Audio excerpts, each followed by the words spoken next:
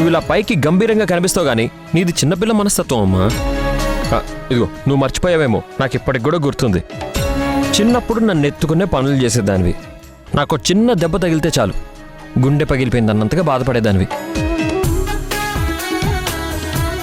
నేను అన్నం తినకుండా మారాన్ చేస్తూ మంచం చుట్టూ తిరుగుతుంటే ఆ అన్నం గిన్నె పట్టుకుని నువ్వు నా వెనకే తిరిగి తిరిగి అలసిపోయేదానివి.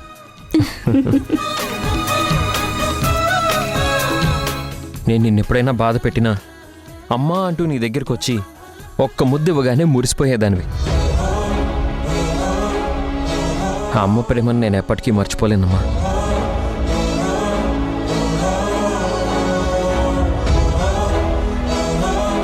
అమ్మంటే నాకు ప్రాణం, అమ్మే నా దైవం. చూసారా అత్తయ్య మీ అబ్బాయి? ప్రేమ ప్రేమ అంటూ నా వెనక పడ్డప్పుడు నేనంటే ప్రాణం అన్నాడు. ఇప్పుడు మాకు పెళ్ళయ్యి పిల్లలు పుట్టాక ఏమో మీరు ప్రాణం అంటున్నాడు. ఒరేయ్, తల్లి కొడుకులు ఇద్దరు ఒక్కటయ్యారా? అమ్మా కేక్ కట్ చేయి.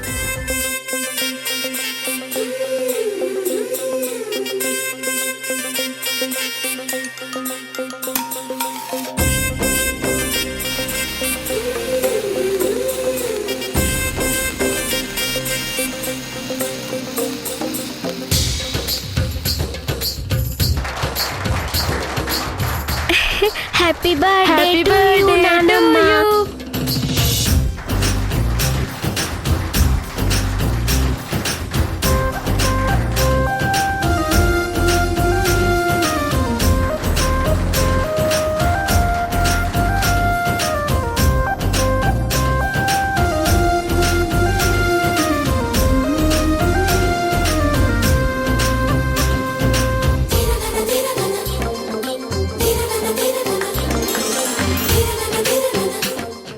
ఒక్క నిమిషం అమ్మా, ఇదిగో ఈ రింగు నువ్వు నాన్నకి తొడుగు. తీసుకో తీసుకో. నానా, నువ్వు ఈ రింగు అమ్మకు తొడుగు. రేయ్, ఇది మీ అమ్మ పుట్టినరోజురా, మా పెళ్లి రోజు కాదు కదా. అమ్మ బర్త్డేకి మీ మ్యారేజ్ డే మూమెంట్ గిఫ్ట్గా ఇస్తున్నా నాన్న. తీసుకోండి. తీసుకో నాన్న, తీసుకో. రే యష్, నా పుట్టినరోజు నాడు నాకు గిఫ్ట్ ఇవ్వాలి కానీ మీ నాన్నకు కూడా ఇస్తున్నావేంట్రా? వాడి ఉద్దేశం ఏంటంటే దామో, నీలో సగం నేను, నాలో సగం నువ్వు. సో మనిద్దరం కలిసి చెరి సగం, అది వాడర్థం. అంతే కదరా? అంతే నాన్న. రండి మావయ్య.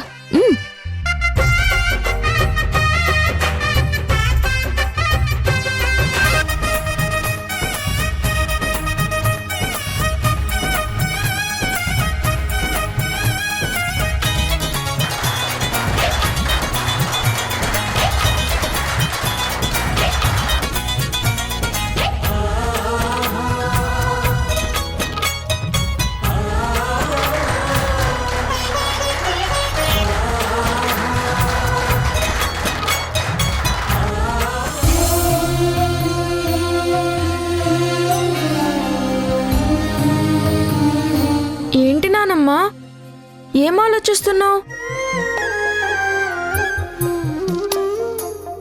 చెప్పు నానమ్మా. ఎందుకు నానమ్మా ఏడుస్తున్నావు? నాకు మీ నాన్న గుర్తొచ్చారా? ప్రతి పుట్టినరోజుకి వాడే ముందు విషెస్ చెప్పి దగ్గరుండి కేక్ కట్ చేయించేవాడు.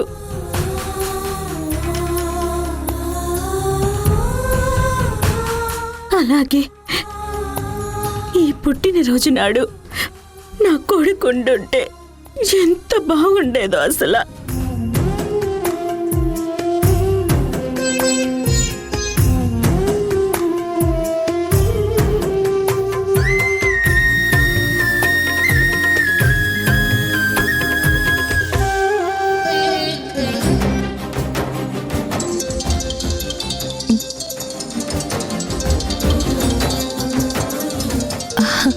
అత్తయ్య, యష్ వీడియో కాల్ చేస్తున్నాడు.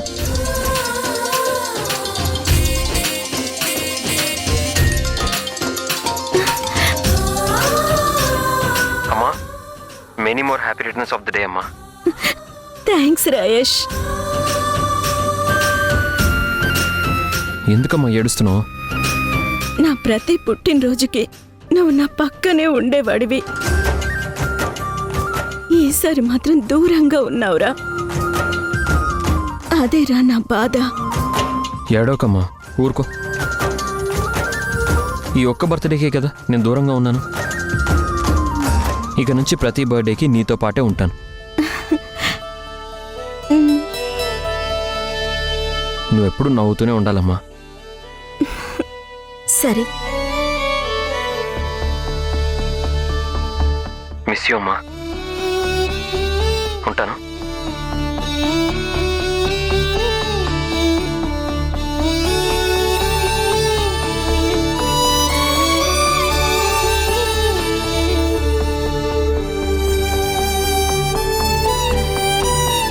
ఎందుకత్తయ్య బాధపడుతున్నారు?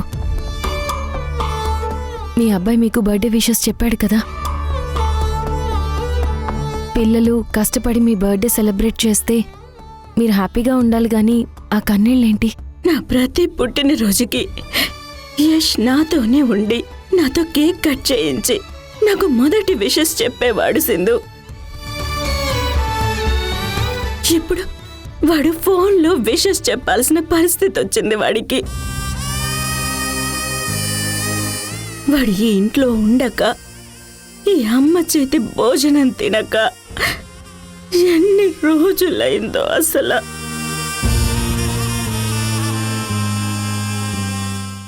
దాము, నీ కొడుకు గురించి నువ్వే ఇంత బాధపడితే కట్టుకున్న భార్య సింధు తన భర్త గురించి లోపల ఎంత నరకం అనుభవిస్తుందో ఆలోచించావా?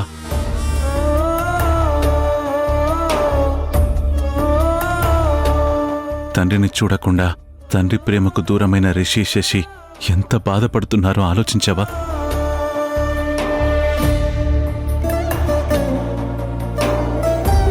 అమ్మా నాన్నలకి భార్య పిల్లలకి దూరమైనందుకు అక్కడ యష్ ఎంత మదన పడుతున్నాడో ఆలోచించావా దాము?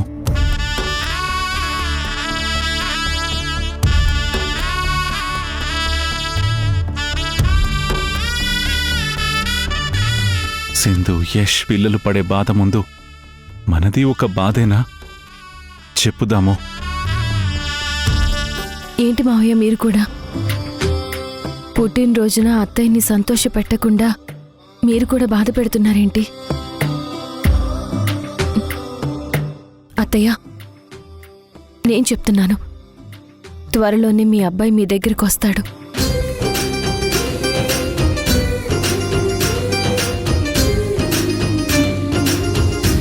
నేను యష్ని తీసుకొచ్చి మీ ముందు నిలబెడతాను.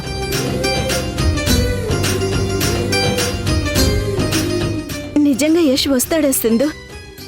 మళ్ళీ మనందరం కలిసి ఆనందంగా ఉండే ఆ రోజు వస్తుందంటావా? తప్పకుండా వస్తుంది అత్తయ్య. మీ పుట్టినరోజు నాడు నేను కోడలుగా ఇచ్చే గిఫ్ట్ ఇదే. మీ కొడుకుని అతి త్వరలో ఇంటికి తీసుకొస్తాను. దాము, సింధు చెప్తుంది అంటే త్వరలో యష్ ఇంటికొస్తాడు దాము. నీ మాటలు వింటుంటే నాకు కొండంత ధైర్యం కలుగుతుంది అసలు. కాకపోతే కోర్టులో నా వల్లే ఫ్రాడ్ జరిగిందని యష్ ఒప్పుకున్నాడు కదా. జైల్లో పరిస్థితులు బాగోలేక ఇప్పుడు హాస్పిటల్లో జాయిన్ అయిన వాడిని బయటికి ఎలా వదులుతారు సింధు? అత్తయ్య, నన్ను నమ్మండి. నా కోసం, నా పిల్లల కోసం, ముఖ్యంగా మీకోసం యష్ని ఎలా అయినా సరే బయటికి తీసుకొస్తాను. యష్ని మీరు మాత్రమే కాదత్తయ్యా, పర్సనల్గా నేను, పిల్లలు కూడా చాలా మిస్ అవుతున్నారు.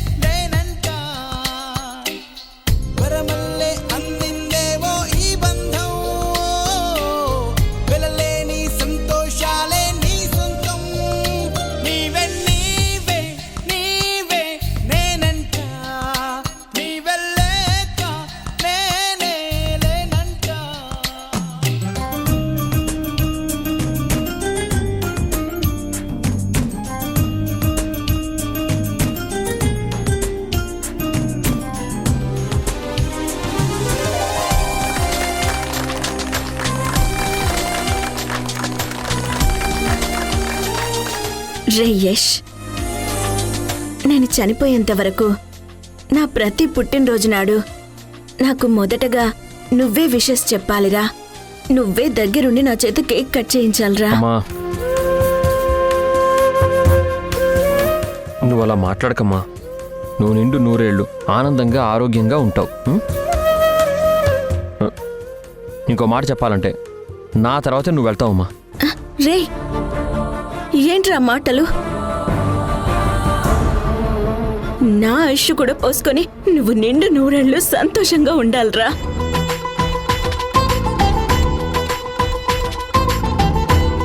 ఈ అమ్మ మీద నువ్వు చూపించే ప్రేమే నా ఆయుష్ని పెంచుతుందిరా. నువ్వు నా పక్కనున్నంత కాలం నాకు ఏమీ కాదురా. ఈ ప్రేమ ఎప్పటికీ ఈ అమ్మ మీద ఇలాగే ఉండాలి. తప్పకుండా ఉంటుందమ్మా. మనది పేగుబంధం, అంతకు మించి ప్రాణబంధం. అయితే ప్రతి సంవత్సరం ఈ అమ్మ పక్కనే ఉండి నువ్వే నాకు ఫస్ట్ విషెస్ చెప్పి నా చేత ఇలాగే కేక్ కట్ చేయిస్తానని మాటివ్వరా? అలాగేనమ్మా, ప్రతి సంవత్సరం లాగానే ఇక మీదట కూడా ప్రతి సంవత్సరం కూడా నేనే నీ పక్క నుండి కేక్ కట్ చేయిస్తాను. ఉం?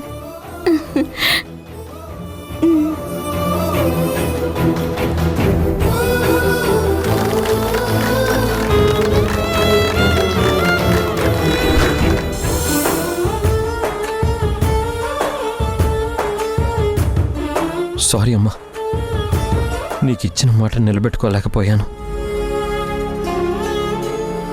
మాట తప్పినందుకు బాధగా ఉంది.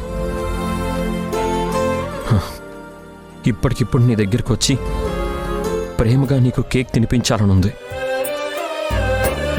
ఈ రాత్రంతా నీ ఒళ్ళో పడుకొని సేద తీరాలనుంది. కానీ రాలేని పరిస్థితి. నన్ను క్షమించమ్మా.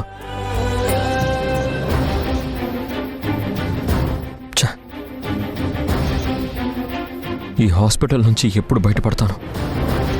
ఎప్పుడు అమ్మా నాన్నల్ని, సింధుని, పిల్లల్ని కలుస్తాను?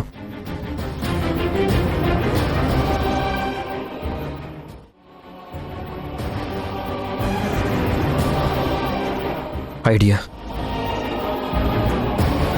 ఈ నైట్ ఇంటికెళ్ళి అమ్మా నాన్నని, సింధుని, పిల్లల్ని కలిసి వస్తే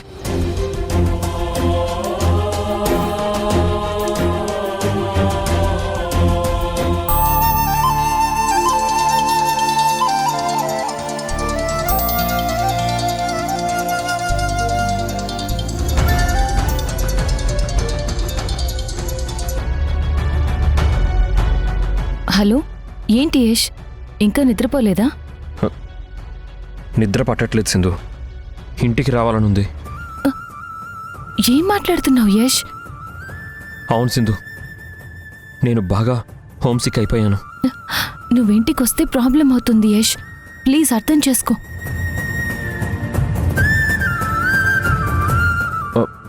పోనీ నువ్వైనా నా దగ్గరికి వచ్చేస్తే అప్పుడే ప్రాబ్లం ఉండదుగా. ఏంటి, నేనక్కడికా? అది ఈ టైంలోనా? మనం కలవడానికి ఈ టైమే కరెక్ట్ సింధు. ఇదిగో, నువ్వు ఆలస్యం చేయకుండా త్వరగా వచ్చేసి. నీకోసం నేను ఎదురు చూస్తూ ఉంటాను. అది కాదు యష్, నేను చెప్పే. నువ్వేం చెప్పొద్దు. నువ్వు నా కోసం వస్తున్నావు అంతే. యష్, యష్ నా మాట విను.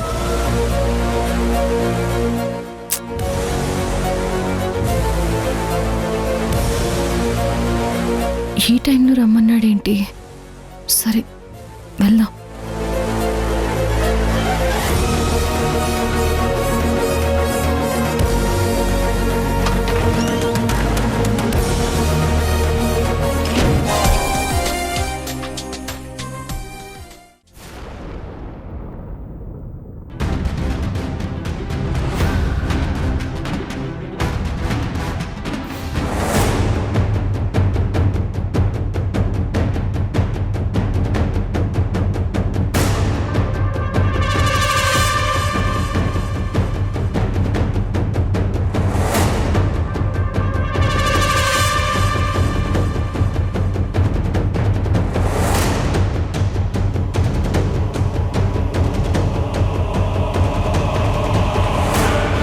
ఏంటమ్మా ఈ టైంలో వచ్చావు?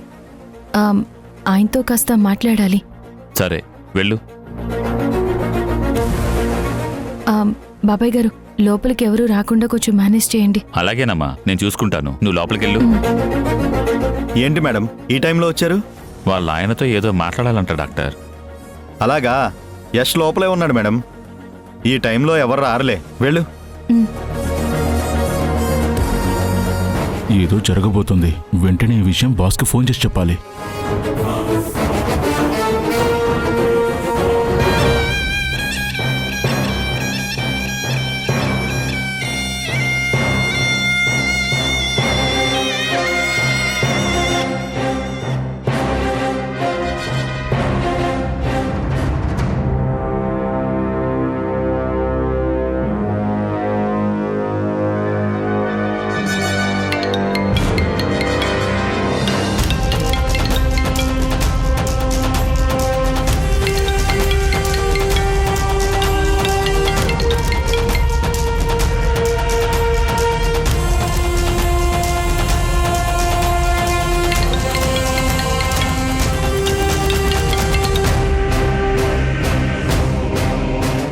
బా, ఫోన్ ఎత్తడేంటి బాస్?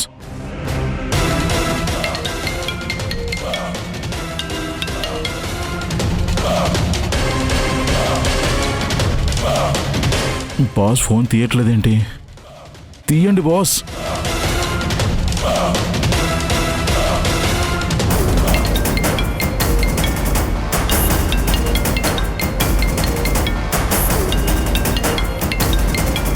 అరే పులే, ఆ ఫోన్ చూడరా, ఫోన్ చూడు. ఎవడరా అదే? పులే, తాగుబోతున్నాయలా ఎక్కడ పడిపోయారో తాగేసి ఫోన్ చూడరా.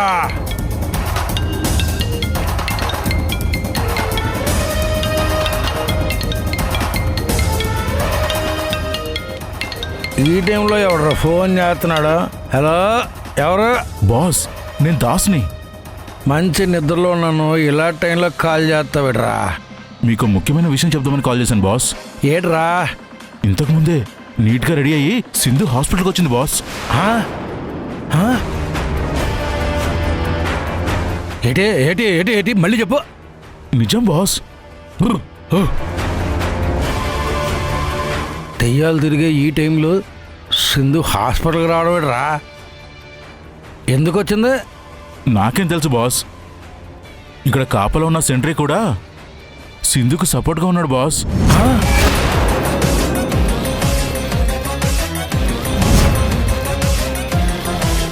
అతనొక్కడే కాదు బాస్, ఇక్కడున్న జూనియర్ డాక్టర్ కూడా సింధుకు సపోర్ట్గా ఉన్నాడు బాస్.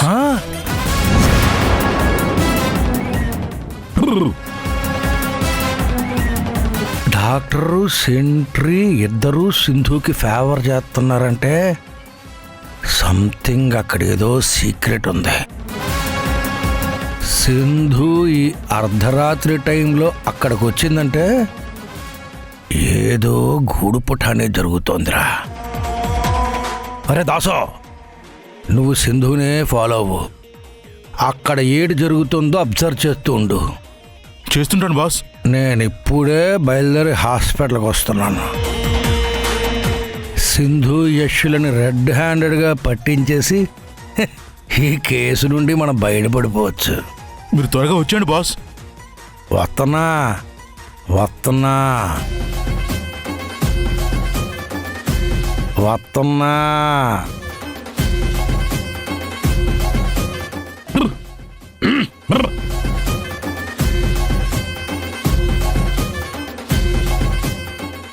దున్నపోతా.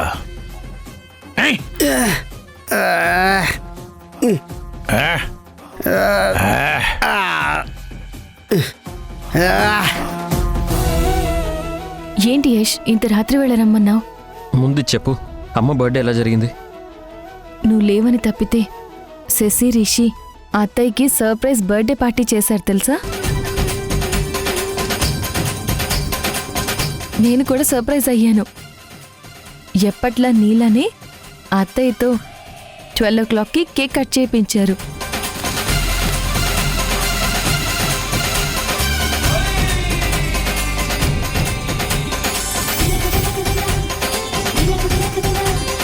మరి అమ్మ కళ్ళల్లో కన్నీళ్ళు? అంటే నువ్వు మిస్ అయ్యావని అత్తయ్య కొంచెం ఫీల్ అయ్యారు యష్. నువ్వు నాకు వీడియో కాల్ చేయగానే అత్తయ్య ఎంత ఎనర్జీ తెచ్చుకున్నారో తెలుసా? అదే హ్యాపీలో కేక్ కట్ చేసి అందరం సెలబ్రేట్ చేసుకున్నాం. హ్మ్. అయితే మొత్తం మీద అమ్మ హ్యాపీ ఫీల్ అయింది అంతేగా? బర్త్డే పార్టీ బాగా జరిగింది యష్. హ్మ్.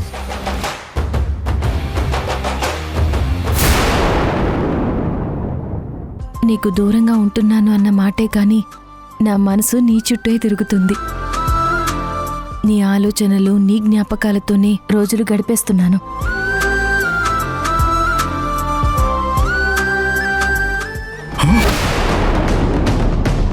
ఏడ్రా వస్తున్నారా? వస్తున్నారా? దారిలో ఉన్నాను. త్వరగా రండి బాస్.